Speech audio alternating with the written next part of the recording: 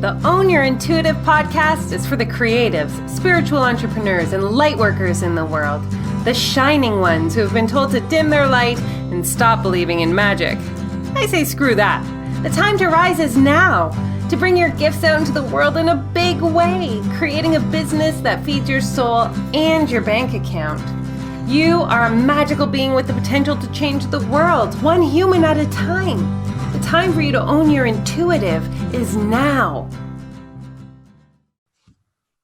Oh my goodness, everybody who's listening today, I have a super special guest. And I say super special because the universe works in funny ways. I truly believe this. And on my Facebook with somebody that I had become like slightly obsessively mesmerized over, like their pictures and their stories and like all of these things were like completely in my line of vision, right? So my awareness was of this human. And then randomly out of the blue, we fell into the same mastermind. And I was like, dang, universe, I am so grateful for, really allowing this connection that I felt before we even met. Really offering a container for it to be nurtured and expanded. And so it is with great love, everyone, that I am honoring and sharing Kristina Santiago with you today. Hi, soul sister. Hey, sweet one. Hey. Thank you so much for opening this beautiful space and welcoming me into it. I'm so excited to be here and to connect in this intimate, juicy, magical way. I feel completely the same. There are those moments where you just say, bless the internet. Bless it.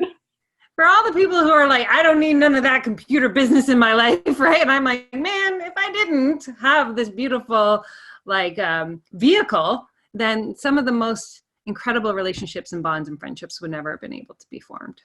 So, amen, girlfriend.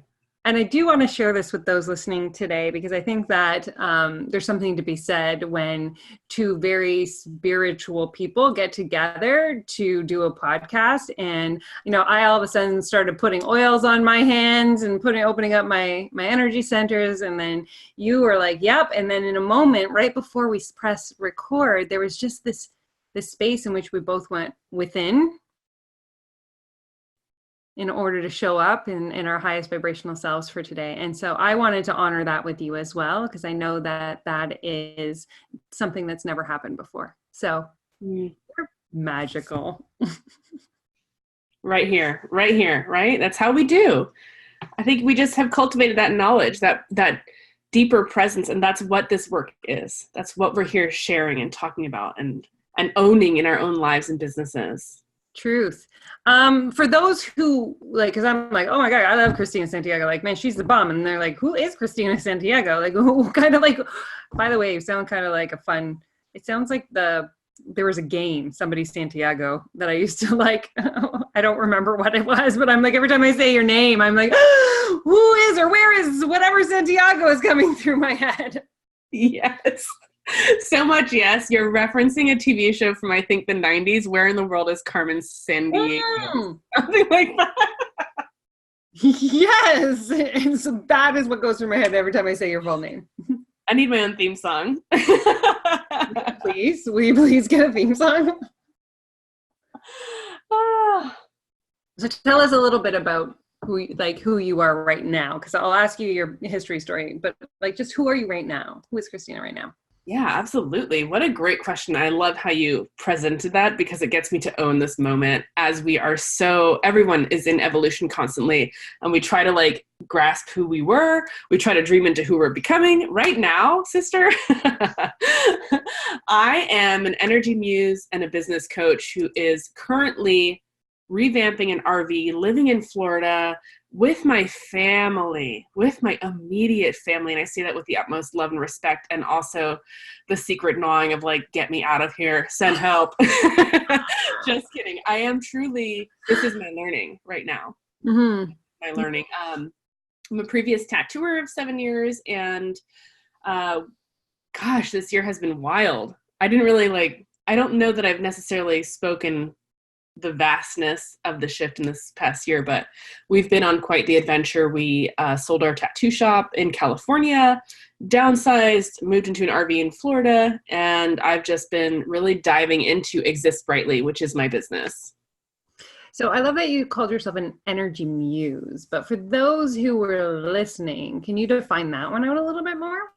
Definitely. So my sacred work in this moment, in this container, in this version of me, is to help women discover, align, and empower their sacred truths and purposes. And I think that comes in deeper connection with sacred sisters who have a spiritual practice, because we become so distanced. We feel really alone. We feel really like I have no idea what I'm here for, who I am. Like that question of who am I becomes very foreboding and frightening.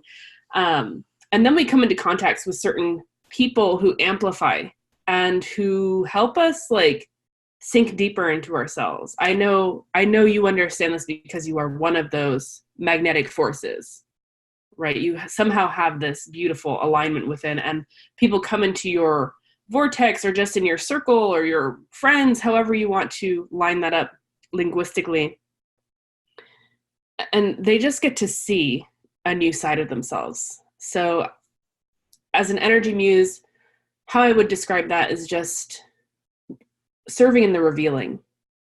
Beautiful. I could listen to you talk all day. You have such a like storytelling language and voice and like all this kind of stuff. I'm like, this is part of your, like how I've been mesmerized by you the whole time. So like, I'm like, oh, I get to like hear you talk for an hour and share it with the world. It's so sweet. Thank you. So the other piece of this, because I love having this moment where we know who you are now, but how we get here, how we get to this moment, to this present being, to this version of ourselves is my favorite. Like I'm super hyper curious about people's stories. And so my next question is, what, Kristina Santiago, is your origin story? Ooh, beautiful origin story. And there's no right or wrong. It just is. Yeah, absolutely. I love how you have a beautiful way of presenting and cueing out these deeper thoughts as an origin story. What I can tell you about myself, and I'm an open book, we can go anywhere with this. I am the child of I consider them two immigrants. My father is Puerto Rican. My mother is German. And I'm bringing it way back here because I do think that we carry some of this ancestral energy forward, right? So this is a part of my story in that it has helped me to learn so much in terms of how I want to rise and how I want to move forward when you think about your past in that way of lineage. I was living in the gray for many years, and I'm an entrepreneur at heart. I love being creative. I love sprouting ideas, and I love making money. It's like one of my favorite, definitely up there, like favorite things. Sex, money, rock and roll. Let's just get real. And crystals. Right on. And crystals. A couple of my favorite human things. So for several years I was tattooing. I felt really connected, really emboldened by this work, but I had also started to numb out because there was a really big energetic exchange with tattooing that a lot of people don't realize happens. And when you don't realize something, there's no way that you can be grateful for it or appreciative of it in any way. You're just really blind to it. And as a tattooer, as someone who was in that intimate space, in that soul space with someone, causing them discomfort, physical discomfort, while also healing them in many ways without their knowledge, like just by being in that presence, going through that transformation heart to heart in that small space, I was feeling endlessly depleted. And I started to really tap into substances that were just numbing. It's interesting that I would go that way. I think it was a combination of knowing the call for deeper work, but also feeling the comfort and having I made it. I got to this place in my tattoo career that was yes, I'm here. I have appointments. I'm booked out. I have a website, done. I don't need to worry about the little things anymore. And that takes time to cultivate. So I turned to alcohol for several years and just spent a lot of time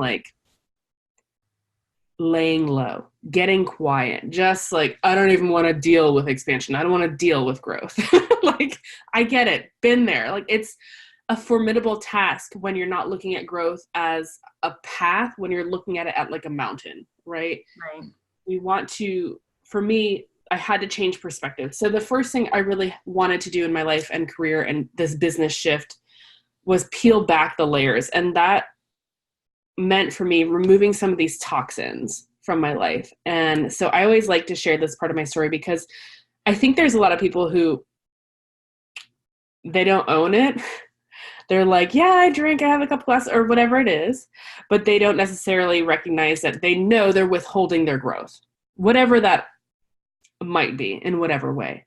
So peeling back that layer, stepping into my voice, stepping into the work that I decided to do, which was just to get really clear on who I am. I had lost that, right? We get into these places, especially those of us who are working in a common system per se and not exploring entrepreneurship or not exploring more creative outlets. We get into this gray area and we lose these aspects of ourselves. And then we just kind of like, it seems like too much work to rediscover. It is so interesting that we're having this conversation because the podcast episode that's coming out right before ours is with Kristen Hubbard and myself, and we talk about our sober stories. And, you know, that we both have given up alcohol because it depleted and it numbed and it prevented us from, you know, really doing the spiritual practice and the work that we were put on this earth to do. And it's not for everybody. And this is we're never promoting that you have to or not have to drink, right? And I find it very, very beautiful that you said, I don't know why I'm sharing this. And I'm like, oh, I do. It's a continuation of that. So I do love that you brought this up. And I kind of want to like ask you from that level of like, you said you internalized and you went in for 3 years and just leaned into the alcohol to not have to feel the growth or the expansion or the, you know, the calling or any of that kind of stuff, right? Because if we drink enough, we can't hear spirits. Straight up. Dear goodness, that is the truth. Put a lid on it. Right? And so I think it's a really, I know that you kind of just tossed it in the pond and kept swimming, but I just want to go back to, you know, a little bit about what was the lead up to that. You just launched through how many years of putting the tattoo place in place and like going all in, were you like doing all the hours to build the websites and then you just needed, like, what was the lead into that? The lead into tattooing or into a little bit of the numbing agency? The numbing for now. We'll get back to how you got into tattoo later, sister. I think it's that commonality. Like you said, we're not quite ready until we're ready to have that conversation with spirit, divine, God, goddess, whatever, however you describe. And it's an intimidating conversation to open because for me, I like to believe that I'm doing it all by myself. And that at some point in time, I'll get all the credit and all the riches. And the idea that there is someone within me, an energy within me that we all share is, it doesn't serve my ego the way that my ego likes to be served. So the way that layer of me functioned was like, well, you know what? Let's just keep isolating. Let's keep like isolating and playing small and just like nursing the rhythm because I found a fully functioning way to live my life and to produce what I needed to produce to be successful in that way. But I wasn't ready to like put it on pause. I mean, I'm a certified yoga teacher. I like have the knowledge, have the awareness, but choosing to listen I was not ready yet. And then there came a point when it was like, I could drink so much that it would probably knock a horse on its ass. And I was just like, all right, like, you're not letting me go out easy. So I might as well give this a try. And I really just decided what would happen if I actually tried to honor this call that's within me and see where it leads me. Did you have a moment where that happened? Like, was there like a specific event or something that occurred and you were just like, oh, this is the moment that I know that I'm ready to hear the call? I wouldn't say that it was an I'm ready. It was like, oh, I drank 6 bottles of wine and I'm still sober. Like, well, if I can't die, then I might as well try. Like, to be 100% honest and to put a little laugh into the grimness of that dark night of the soul type mentality, because I go there all the time. It's like one of those things that it's in my biochemistry where I have this moment of like, oh my God, what is this darkness? But this is my growth stage, right? And that was a growth stage. That was me being like, oh, this isn't like, I could do this for the next 40, 50, 60 years, potentially, like live my life in this way. But I'm not happy. So what if I try to be happy and be myself? And that began the next phase of the journey. Yeah. But I do actually want to take it back because you said that your parents were immigrants. Were you born in the States, or were you born somewhere else and came across with them? No, I'm a first generation American. My father's Puerto Rican, my mother's German. And although Puerto Rico is considered a territory, I believe, of the States, I always consider myself a first generation American because of the fact that, I'll be completely honest, it's a neglected territory. You know, we don't pour as much love into the spaces and the territories and the people. Well, I didn't even know Puerto Rico was considered a territory of the United States until right this moment when you just said that on my podcast. Welcome. Welcome. Yes, totally. So, yeah. And it's interesting because the reason I always mention that, or I like to mention that, is just, I think as a first generation American, I see things a little bit differently. Like where some other energies and people are more established. Like I see how much my parents had to work just to get what would be considered, you know, probably a middle-class American life, which is amazing, like that they could do that. And then I also recognize how the timeline, I get to move it forward. So it's always interesting to me to perceive the layers of where people are coming through and coming from and what their foundation looks like and what their sacred work is. Because we all have different energies around the past and what we're working with, and we're all rising in unique ways. So are you their only child? Nope, I have 2 brothers. Are you the youngest? Middle. Oh, you're a middle child. I don't have one of those in my family. I only have an older. So we got to claim the oldest and the youngest. Nice. So you had a brother sandwich. Definitely. Yes, absolutely. Awesome brother sandwich for sure. Are they like close to age with you? Not at all. Not at all. We've No? got one who's I think 11 older, and then another one who's 7 to 8 younger. So really big, spacious differences. Really interesting. Again, like different generations, kind of, right? Yeah. But not so far that we're distanced in that way. So like that's super curious to me. Like because for now I'm just thinking about your mom. And so she has your brother, and then she doesn't have another child for 11 years. Like your brother's like a fully functioning human at that point. Like he's off going to school, doing everything. And then, you know, to have you, and then again, another 7 years. Like, do you know the story of the gap there? Yeah, separate marriage, different father, but interesting. She came to America, got pregnant. I think she went back for a time period to Germany and then ended up over here and had my brother Damien. So, and then kind of stayed in the country from there. It is interesting. And it's so fascinating to me to have a German mother because it's such a different, having a European parent is like having a very different emotional spectrum than this culture spectrum. So interesting you say that because my dad was born in Holland. Mm-hmm. And you called it an emotional spectrum, and I appreciate that because they definitely carry a different openness. Can we say it like that? Of emotion? Okay. Would you say like, so now I'm super curious. Like my dad's dad, like I grew up in the family that was like, you know, if you make your bed, you need to lay in it. Mm-hmm. Like, that's what I mean. Like your mess, your fix. That was the Dutch way. Mm-hmm. I don't know if Sounds that's very familiar. Yeah. okay. Well, Okay. let me ask you this. Is your father very expressive or not so much? Not so much. Like he's engaged, but he isn't expressive. Does that make Mhm. sense? Absolutely.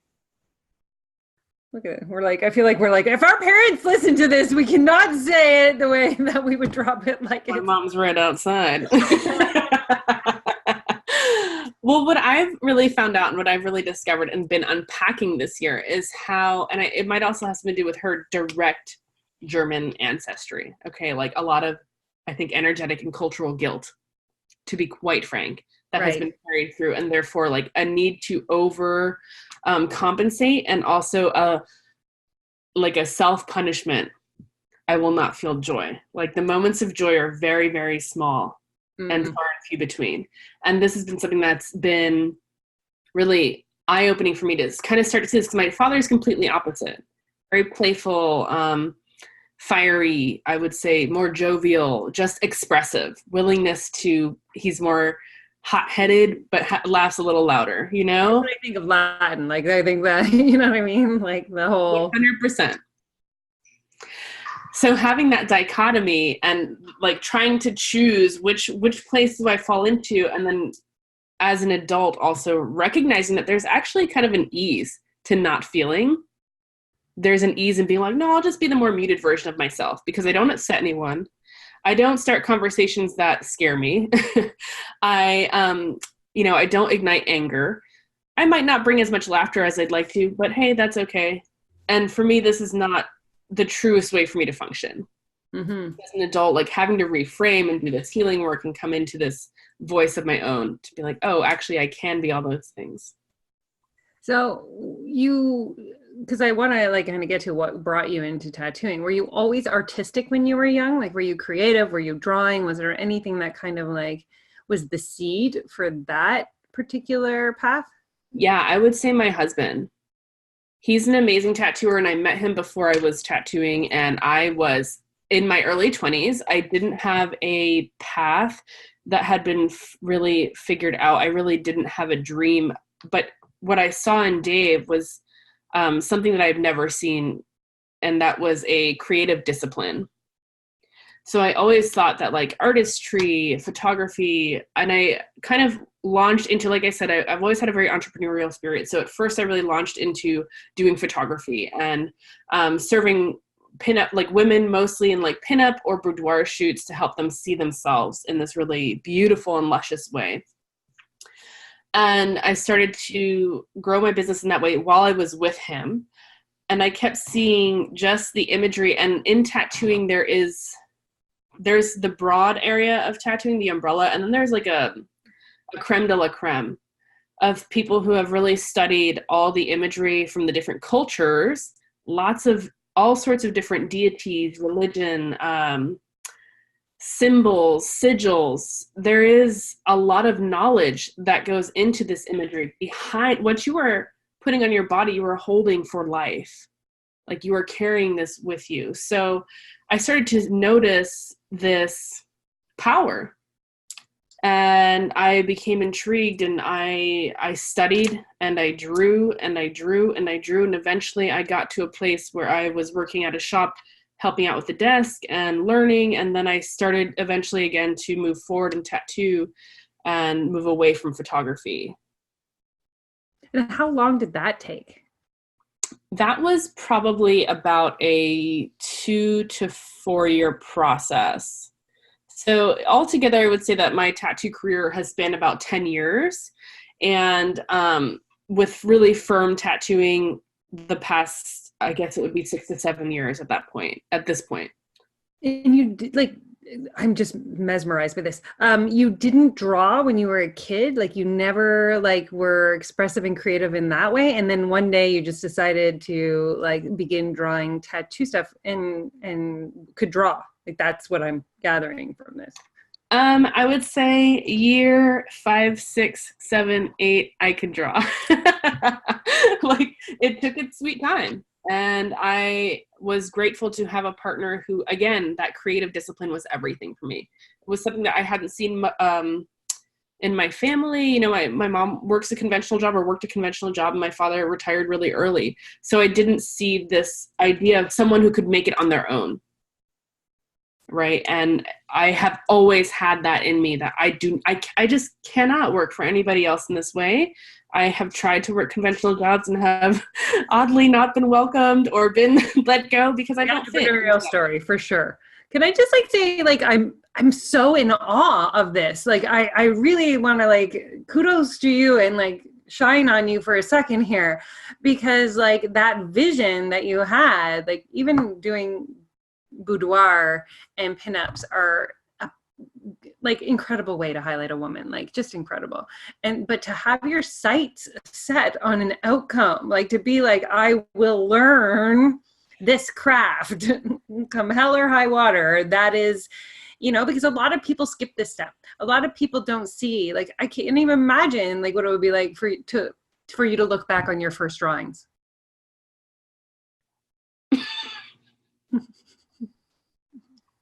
Yeah, right. Girl. Love you, girl. Woo-wee. Right. But the commitment to the experience and to the craft and to the embodiment of being able to share what you were crafting with somebody, like, I'm just like, that's so powerful. I love this part of your story. I'm breathing it in, receiving it, and thanking you. And also, I mean, you and I are similar in that we don't like to take credit for all that we have created. And you know this process too, because you've written these books. You've come into this work. You've embodied this. So there is a vision that you as well are honoring. It's always funny when it's reflected back to you, because I'm just like, I'll line them up and knock them down. You know, like, I don't care. I'm going somewhere. I don't know where I'm going, but I needed to get there yesterday. And so I have like this question of, because for those who come to the YouTube and they watch the video, they're going to see that you are a walking tapestry. And so, you know, where in your story did the love for the craft begin on your own body? That's a great question. Thank you. I started to get tattooed when I was 18. I got just kind of smaller pieces. I think at the really great, because this was when I was 18, it was before the internet or before Instagram. So you didn't have the amount of reference or the willingness and the ability to really connect with people. You just kind of started to get tattooed. You know, that's why, you just started to get tattooed. That was it. So, but as my knowledge grew and my depth of awareness grew, I started to connect more deeply with the people who I love dearly in the industry. The industry is just has amazing, amazing souls in it, and their work is unbelievable. And I also think that, as with anything that you step into, especially on a professional level, there is I hate to use the terminology, you pay your dues, but there's an exchange. You have to be committed. You have to be willing to commit. Why would I ever dream of marking someone's body permanently if I did not have a tattoo on me? Like, why would I ever? That seems completely, I would never get tattooed by anyone who doesn't have a tattoo on them, period. Right. And, like, it just doesn't, that's like trying to get spiritual advice from someone who doesn't have a spiritual practice. Right. I'm not into it. It's a devotion. It becomes a devotion. So as in my personal journey, as I rose through it, it is now a collection. And I can tell you, each person who did my tattoos, where, and not that they have significant meaning, but that's a moment of my life that I really appreciated. And that where my physical form changed for the rest of this lifetime. Can you share one story of one of them? One story on one of them.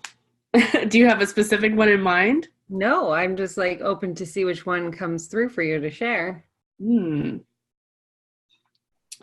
Well, I can definitely, I mean, a lot of them are, like I said, they're memories and they are moments in time. You know, I have a little dancer on my forum for those of you who are not on YouTube.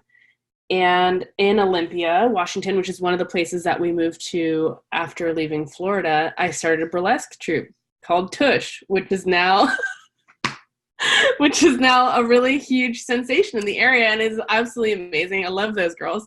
Part of that boudoir photography story was like also the burlesque troupe. So there's one story. I figured I'd keep it short and sweet, and that's an easy one because it's very just. Well, I like this story because I'm like, what? Like, yes. So, because I think that there's a level with you that not a lot of people understand. Like your, how do I put this? Your connection to your body is incredible. Like it is just like beautiful. And to hear how you captured women in their essence in boudoir and but also celebrated yours by doing burlesque. Can you talk to me about what that was like? Because seriously, I'm like, everybody has a dream to do burlesque. Like everybody, especially watching the movie with Cher and Kristina Aguilera and being like, I want to be up on that stage. I want to be like them. What was it like?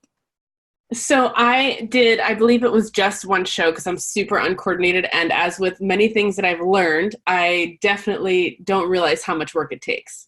So I launched with them and we did all this amazing work together. And it was a really beautiful and fun experience. I think every woman should have boudoir photography done and be a little bit more willing to wear lingerie, even if it makes you extremely uncomfortable. I'm just putting this out there as even as a request for myself. It's that gray, right? It's our willingness to get into the gray around our sexuality and around our beauty, because playing it safe, playing it small, not wanting to be too much, not wanting to be seen as X, Y, or Z, we do ourselves a disservice in that way.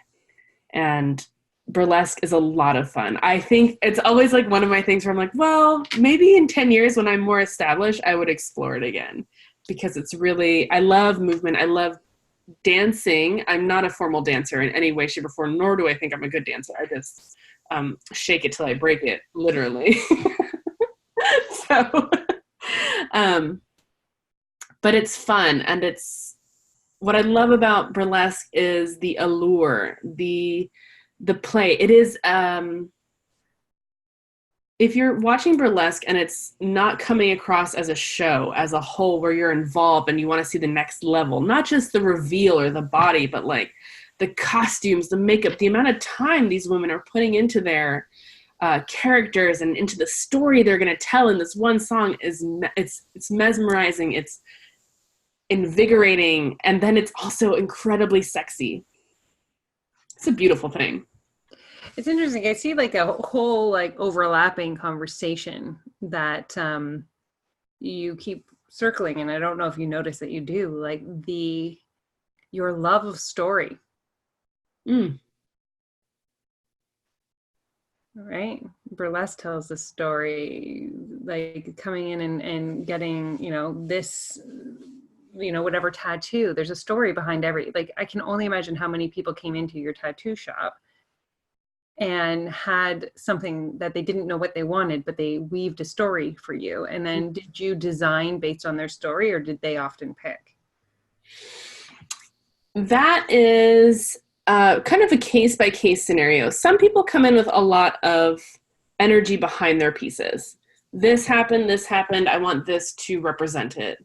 Okay, like that's one way of doing it. There was a point in my career where things started to switch to where I was just drawing things and people were saying, yeah, I love that. I want to get that. And that's really ideal because, again, there was the emotional attachment. It's a little bit lighter when I get to just draw freely what's coming through. You get to basically channel what's coming through for you. And then there are people in your vortex who are like, that really aligns with me right now. I want to put that on my body. So yes, lots of stories around why people were getting tattooed, and also a lot of freedom. Some people, you know, they come in, they pick it off the wall. They just want to get tattooed. They want to have the experience, because there is nothing like getting tattooed. There is nothing there. You cannot do anything that will match that energy change.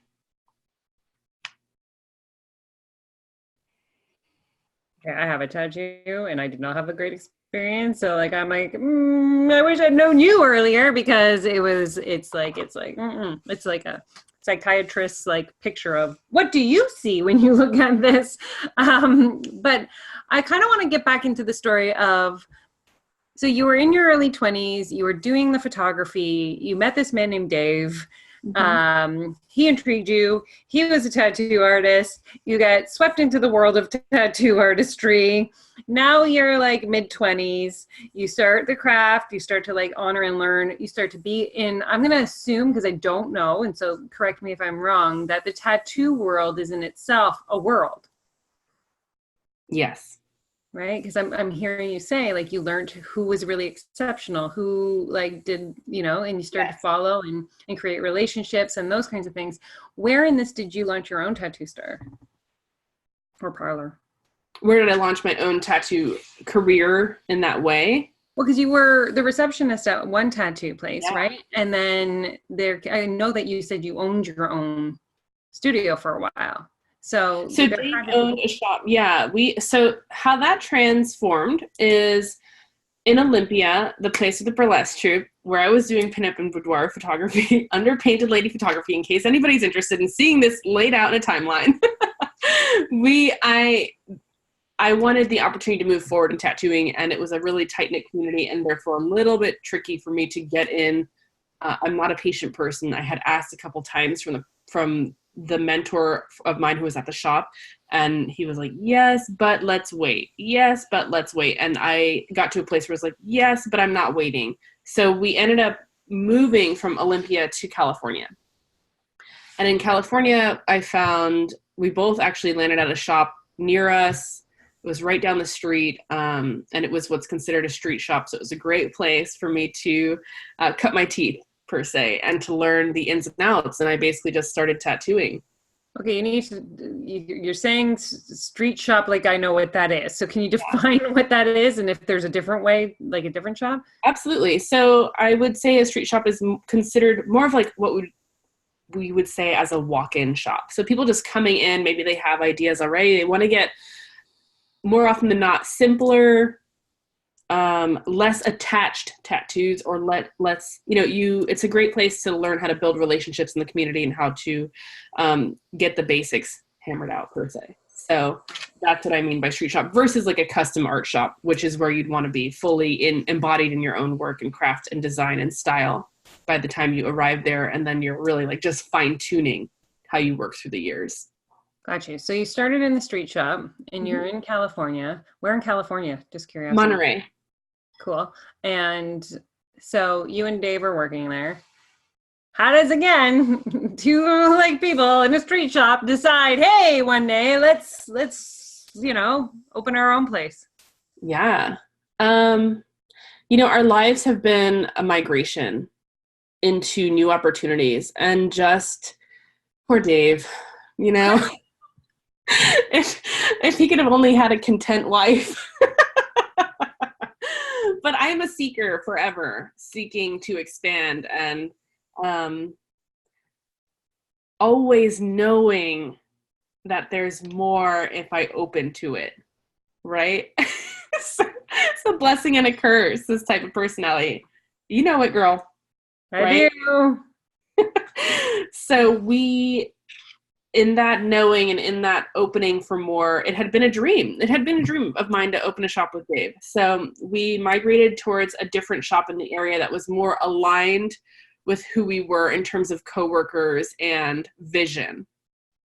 And in that space, there was some magical shift that left that shop ownerless. And and with a third party there who has since become our best friend and who we opened up American Monarch Tattoo with. So Dave owned American Monarch Tattoo, and we just grew in that space together, and Noah really rose up in his own through that. And now we've sold the shop to him, and he is in his own space and time in Monterey in the same place. So creating avenues for others. With the name? I'm sorry? Did you come up with that name? With American Monarch Tattoo? I would guess it was a joint effort between, actually, I think maybe Dave. That might be an all Dave thing. He has very classic names. That sounds like an all Dave name. Stoic, like something that would last through the ages. Very, very cool. So when you guys decided because how long ago did you guys sell? That wasn't that long ago, right? No, that was in March, maybe. Right. So, oh my gosh, that's really fairly recent-ish. Yeah. So what was the catalyst for that next phase of expansion? I think in reflection, just a deeper knowing that we were meant for more, and how we legitimized it or analyzed it or put it into logical terms was that we wanted to be able to expand financially. And in California, with the overhead of rent and renting a business and all the business costs, it was going to just take us a lot longer to get to a place where we could move into the next level. And we just said, well, why work twice as hard for twice as long to get someplace where we could just shed, lighten, simplify, and receive in a different way, and just amplify faster with greater ease. Right. And so, because Exist Brightly, for those who need to check it out, because you do, it's incredible, is really got a beautiful level of crystal love and magic and, celebration. So where in the story does all that begin in terms of the spiritual enhancement there? Yeah. Oh my gosh. So I've been a crystal lover for years. I've always been attracted to rocks, to call a spade a spade. Started out super young, just always attracted to crystals, rocks, stones. I think where I'm at now, I think it really serves my energy. I am a fire elemental, very hot, very just want to burn through it. And having crystals around me really roots me. Having had them for years, and just in times of deep need, I would just be like, well, fuck it, I'm going to grab this rock and meditate. I don't know, but I'm just going to do it. And intuitively, I started to choose pieces that served my energy and nourished where I was and supported my becoming. So I have always had a spiritual practice, even when I was drinking, which sounds kind of weird.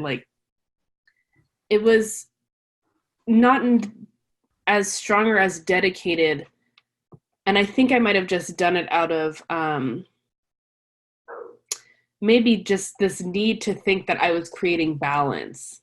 Oh, okay, well, I'll drink that, but I'm also going to meditate. So if I eat a carrot and a donut at the same time, it's okay, right? One covers the other, that kind of mentality. And having moved through this, when I decided to become sober, you just become hyper aware of the shit that you have been living with and living within, in your mind and your heart and your spirit and your body. And moving through that, I decided to tap in way, way more deeply and I had cultivated this freedom in my schedule because this was what my life needed. And working with crystals, I just got really in tune, and that awareness, that openness served me in understanding how specific pieces work. And I'm not going to say that I've worked with every single piece and I know the exact energy. I think the pieces that I'm super familiar with, I can click in with really easily, and that they come at different times for different reasons. And you just have to be okay with that part of the process. And so I think that, again, because I love you and I know you a little bit, to see how quickly you skip over, that not a lot and everybody meditates, right? So you're yeah. I just meditated and I did that. But I'm where did the meditation begin? Because I think that that's something that everybody thinks about starting, or, maybe dreams about having a practice, and you were even choosing it in times where, you might not have, right? So in terms of like setting that as a priority for your being, like, was that in your early 20s? Like, was that while you were doing the boudoir? How did you even come to even think about meditation? I will say that it's definitely been enriched in the past 5 years, but in my early 20s, here and there, I I'm a firm believer that presence creates time, and if you can't be fully present in yourself, you will run out of time. And that knowledge just has permeated me. There's been some really good books that have helped me become aware of that. I think one of my favorite books is by Baba Ram Dass, Be Here Now. I also, dabbled in the hallucinogens of my teens and 20s. So sometimes I think that maybe that opened me up to different ways of understanding, and is one of my gifts in the long run, As I mentioned, I'm a certified yoga teacher. So there's this deeper understanding. Story did you become a yoga teacher? I'm like curiosity. I love timelines. It's like one of my fascinations. So yeah, no, everything in its own divine time. In my late 20s, I believe, or maybe it was even my early 30s, when we were in Monterey. So in that last chapter, somewhere, it was after we opened the shop, I believe, I became certain. But I had been practicing yoga since I was in my 20s. It's one of those things that I love, and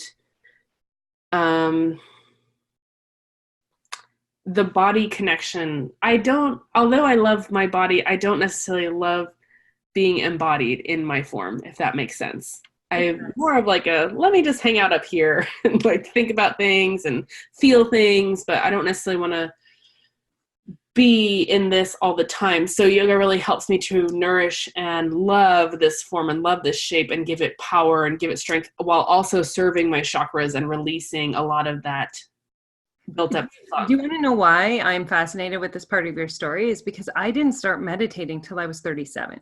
Mm-hmm. Right? So like the awareness of your spirituality at such a young age, in my opinion, is like fascinating to me. So this was my own question.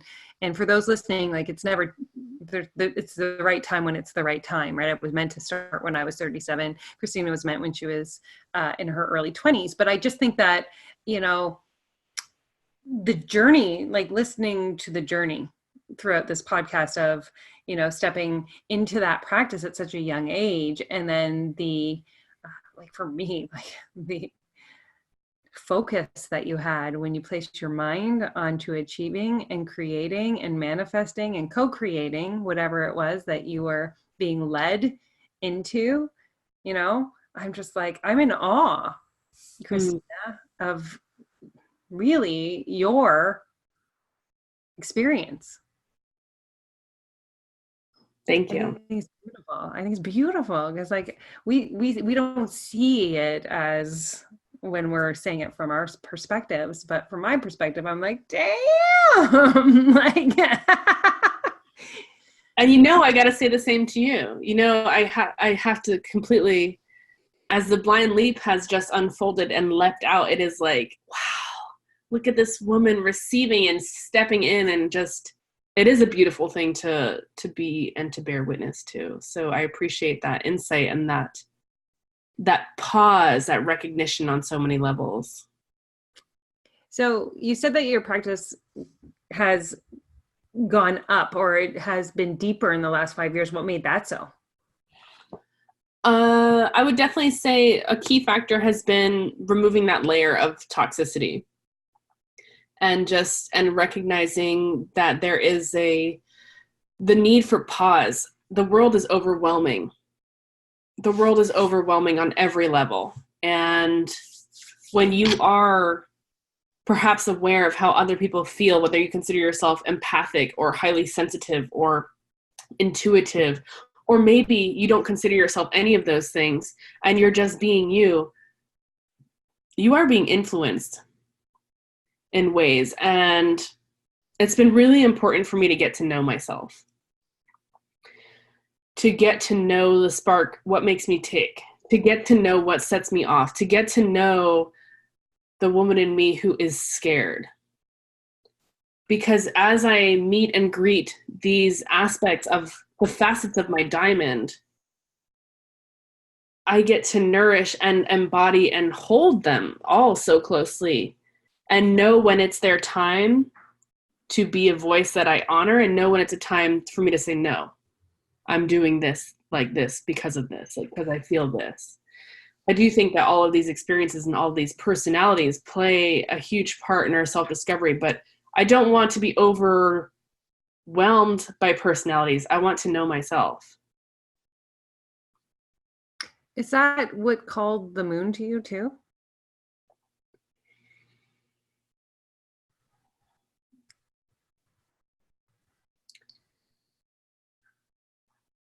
She has been here always.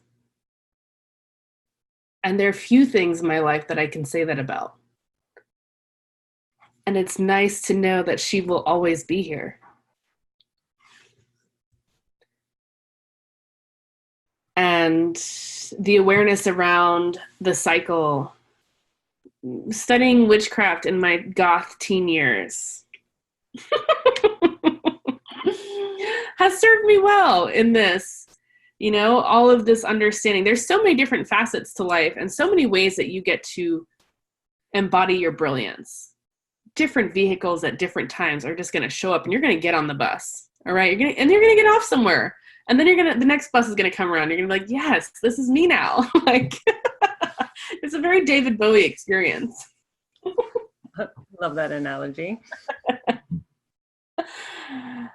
Yeah. And so we kind of touched, now that I see the theme of the present and the origin, where do you feel the next phase of Kristina is moving? Like, where is the expansion? Do you know that yet?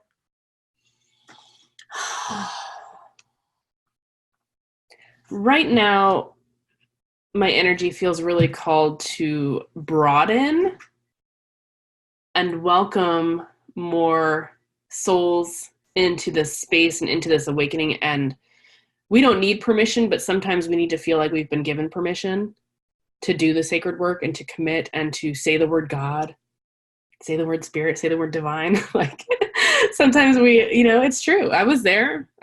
So the vision is coming through just of holding this deeper space and of stepping up and stepping more into my voice and letting that voice travel. So. And it's such a true statement that you made, because I remember being like a year and a half ago and asking Karen Kenny, how did you come out of the God closet? Because I was petrified to say God, because it wasn't accepted or, you know, celebrated in the circle that I had been in. And I was like, oh, people are going to be like, what happened to her? Is she just like born again or something? And I was like, no, like, you know, like, I opened up to understanding that there's more in this world than what I was shown, and being open to receive it. And so I love this explanation. I love this container, and I love this space. And, you know, Exist Brightly is a beautiful name, right? It asks us all to shine. And so if people are like, man, I'm connected to you. Like, if anyone's watching the video, I'm like I keep using the word mesmerized with Kristina. Like, I hope you acknowledge that, because I don't use it with everybody. And I'm like, I'm getting closer and closer to my computer. Hello. And the you know, webcam. And so, you know, how are you, as Exists Brightly, like, how can I or anyone lean in for more of this container and this information? Oh, absolutely. Girlfriend, it's all at your fingertips. Come on down. It's always me on the other side of any Instagram post, of any blog post, email. So I invite you to connect. Instagram is at exist_brightly. My website is KristinaSantiago.com. You can email me directly, old school, existbrightly@gmail.com. Come on down. Like, let's just have the conversation. So thank you. And it's super fun to follow her on Instagram because she does these like crystal, like what are they called? Crystal give, no, they're not giveaways, but like mad Like sales. live sales, yeah. Yes. Yeah. And like you get like caught into like, oh my God, they're so pretty. And oh my goodness, do I need this? And oh my goodness, they're all so amazing. Where do you get them from? I handpick all my crystals from different people. I have a couple of different wholesalers who I move through. I always try to focus on people who I love being around, who I love being around, who I want to support. That's really important to me because I think these are pieces of this planet, and they travel and they get touched and they get handled and they get picked up and moved through certain vessels, right? So I always try to choose just the brightest. It's just the path for me, the brightest people to work with, and then to share them also with the brightest clientele. Hence your, business name. So like that's a nice tie-in to why you exist brightly. One of my favorite ways to end this show is my own personal addiction. And, I only want one. You can only answer one answer, and it's the right answer. But what is one book you can depart with my listeners today that has had a profound effect on you in every way? I'm going to stick with my previous answer. Baba Ram Dass, Be Here Now. It's a really fun book. It's oriented completely differently than any other book you've ever read. It is an acid trip in pages, and you will enjoy it. Or you'll be completely frustrated by it. One of two things are going to occur. Now I'm super curious, and I'm going to get this book just so that I can understand if it's the journey. Like it feels like a journey, this book. So I'm super jazzed. I love you. I am so grateful and happy that we have connected and shared energetic space together. Thank you. Thank you. Thank you. It's been a complete honor, and you're just such a brilliant force, and I'm loving watching you take these leaps, and I love seeing your words weave your vision, your blessing, and you're serving in such a beautiful and dynamic way. So thank you for sharing this space with you. Thank you for having this conversation. It was a real joy. Thank you. I love you. That was really, and I'm receiving that because man, I'm going back to our moment at the beginning of just like holding that container and that space together. I'm going to hold that as I'm pressing stop on the recording.